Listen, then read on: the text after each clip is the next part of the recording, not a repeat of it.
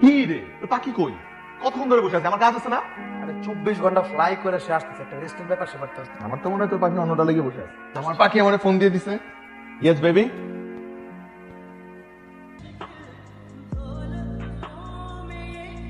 বন্ধু কি হয়েছে? কেমন আছো বন্ধু? ভালো। তোর কি অবস্থা? ইন্টারন্যাশনাল পাখির সাথে ওরাও কেমন চলতেছে? ছোটবেলায় পড়ছিলাম first impression is the last impression. তুই তো আমার ফার্স্ট ইমপ্রেশনটাই খাইতেছিস, তারপরও যুদ্ধ খাইছিস, অর্ধেক তো বাকি আছে।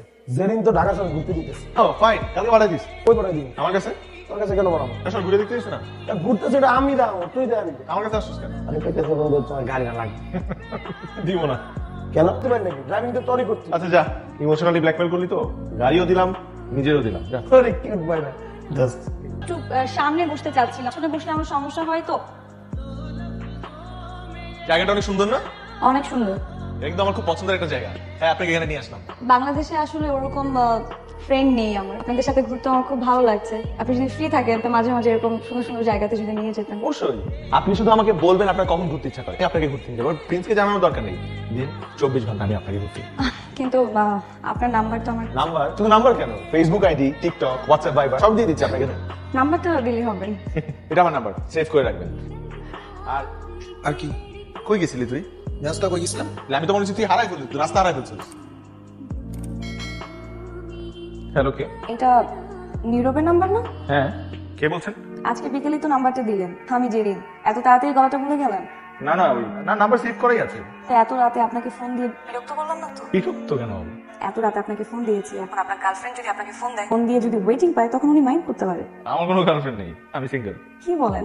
এইটা আমি বিশ্বাস করলাম না। আমার তো বিশ্বাস হচ্ছে না যে আপনি এত রাতে আমাকে ফোন দিয়েছেন। আপনার কেউ নেই? আমারও এমন কেউ নেই যে ফোন ওয়েটিং দেখলে মাইন্ড করবে, আপনার মতোই।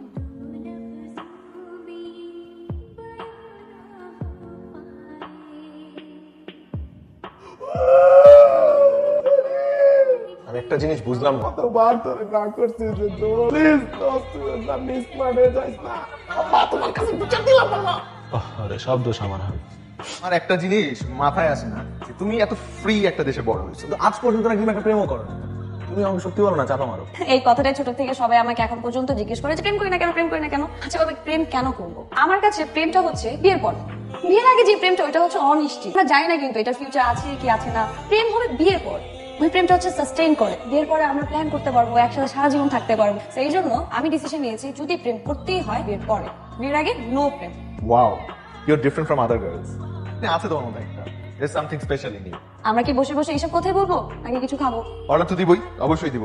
এক্সকিউজ, কি হলো? অর্ডার দিবেন? আমার কি হলো? কানে দুটো পড়ে গেছে আমার। কারেন্ট তো পড়ে গেছে। আরে নীরব সাহেব না, কেমন আছেন?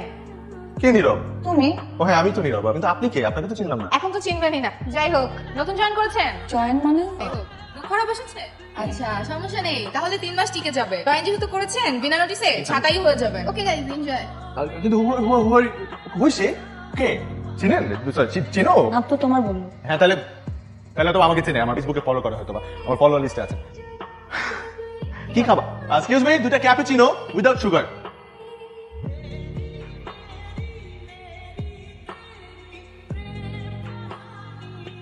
তুমি এরকম করে আসো কেন?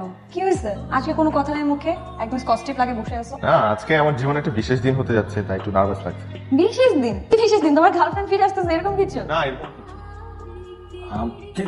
আচ্ছা, এই কানের দুলটা খুলে ফেলি না? আরে কি করছো? কানের দুল কেন করতেছো? থাকুক না, ভালো লাগে। তোমার দুটো তো আছেই, আমার গুলো খুলে ফেলি। আরে আশ্চর্য ভালো লাগে তোমাকে। শীতিতে কেমন লাগে আমাকে? তোমাকে সব স্টাইলই ভালো লাগে, তুমি তো সুন্দর।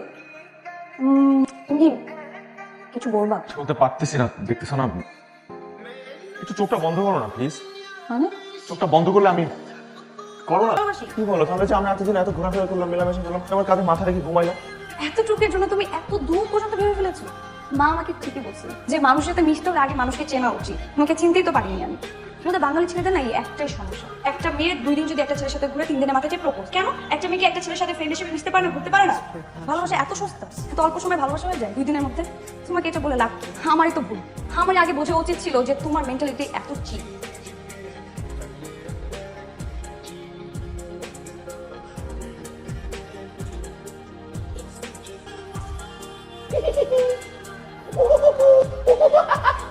ফাইজদামি করছ তুই আমার সাথে? তোর ছোটবেলার খেলার সাথে আমার সাথে ফাইজদামি করে? এতদিন আমার সাথে কথা বলছে, মিশছে, আমার ঘাড়ে মাথা রেখে ঘুমাই, তাই তো এক কন্ট্যাক্ট করছে, আর এখন সে বলতেছে আমাকে ভালোবাসে না, সেটা কি ফ্রেন্ডশিপ ছিল তার জন্য? ঠিক আছে, ওর হিসাবে আর ওর হিসাবে তো একই। ও তো ফ্রেন্ডলি ভাবে মিশবে, ওর ভিতরে তো কোনো ভালোবাসা না। কিন্তু আমার মধ্যে তো ভালোবাসা আছে, আমি তোকে ভালোবাসা বানাইছি সত্যি। আমি তার কোনোভাবেই বিশ্বাস করতে পারতেছি। তুই কি আমার মধ্যে কোনো চেঞ্জ দেখোস নাই, কোনো চেঞ্জ পাচ্ছিস না? তোর বিশ্বাস করবো, কিন্তু তোর এটাও বিশ্বাস করতে হবে জীবনে সত্যিকারই ভালোবাসা পাবি না। জীবনে সত্যিকারই ভালোবাসা বলতে কিছু নাই। তুই কি সবকিছু ভুলে গেছিস? ওগুলো তুই ব্রেকআপ করে ফেলছিস। তুই কি সিলি সিলি মেটার নিয়ে ওগুলো ব্রেকআপ করছিস? মায়ের চোখে চশমা পরে, তোর চশমা ভালো লাগে না, ব্রেকআপ। একটা মায়ের খাওয়ানোর সময় আওয়াজ করে, তোর আওয়াজ ভালো লাগে না, ব্রেকআপ। একটা মায়ের হাইট বেশি, উঠে পছন্দ করে, রুটটা উঠাস, কিন্তু ও পছন্দ করে ব্রেকআপ। এগুলো কি কোনো রিজন হতে পারে ব্রেকআপ? কথা মনে রাখবা, কার্মা ইজ এ পিচ, আর তোর কপাল নিজের ইট ইজ এ ডিচ।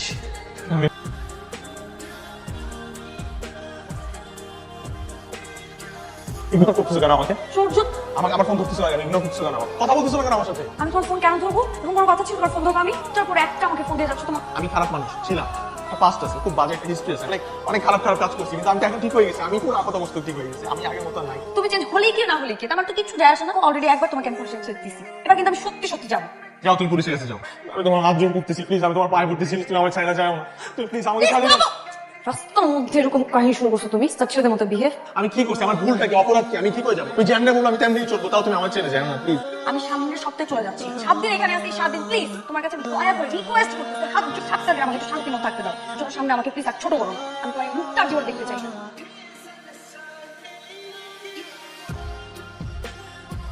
মনটা চাইতেছে সারা একটা চটকানে দিই, কবির সিং এর ভাই নীরব সিং হইতে চায়, একটা চটকানে দিই। আমি তো আশা করি নাই, আর কাছে আমি নিজেও আশা করি নাই যে এরকম হয়ে যাবে। কিছু একটা কথা দোষ প্লিজ। একটা কাজ কর, এক মায়া গেছে তো কি হইছে? তোর কাছে এটি কোনো ব্যাপার না।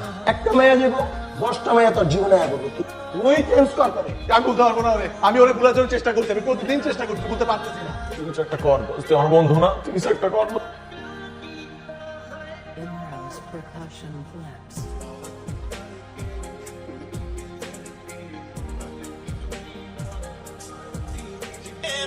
এই, কি এগুলা? তুমি মারা যাবা ভালো কথা, ফেসবুকে স্ট্যাটাস দিছো কেন? আমার সাথে এতদিন এরকম করলাম, এত অভিনয় করলাম কেন? আমি সরি বা মারলাম কেন? কারণ আমি তোমাকে বিশ্বাস করতে পারছি না।